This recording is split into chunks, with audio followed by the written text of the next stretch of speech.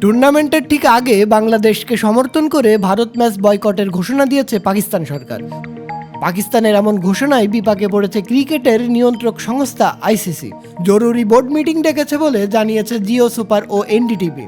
সূত্রের বরাত দিয়ে এনডিটিভি জানিয়েছে আইসিসি একটি মিটিংয়ের প্রস্তুতি নিচ্ছে, যেখানে টি-20 বিশ্বকাপে ভারতের বিপক্ষে ম্যাচ বয়কট করায় পাকিস্তানকে কঠিন শাস্তি দেওয়া হতে পারে। আরেক সংবাদ মাধ্যম নিউজ 18 জানায় এই মিটিং আগামীকাল কিংবা বৃহস্পতিবার হতে পারে। সামাজিক যোগাযোগ মাধ্যমে গতকাল রাতে পাকিস্তান সরকারের এক পোস্টে বলা হয়, ইসলামী প্রজাতন্ত্র পাকিস্তান সরকার পাকিস্তান ক্রিকেট দলকে 2026 আইসিসি টি-20 বিশ্বকাপে অংশগ্রহণের অনুমোদন দিচ্ছে। তবে 15 ফেব্রুয়ারি 2026 তারিখে ভারতের বিপক্ষে নির্ধারিত ম্যাচে পাকিস্তান ক্রিকেট দল মাঠে নামবে না। উল্লেখ্য, আইপিএল খেলতে না পারায় মুস্তাফিজুর রহমানের আর্থিক ক্ষতি 9 কোটি 20 লাখ রুপি, যেখানে টি-20 বিশ্বকাপে অংশগ্রহণ না করায় বাংলাদেশের ক্ষতি হচ্ছে 330 কোটি টাকা। আর পাকিস্তান ভারত ম্যাচ বয়কট করায় আইসিসির ক্ষতি হচ্ছে 6160 কোটি টাকা।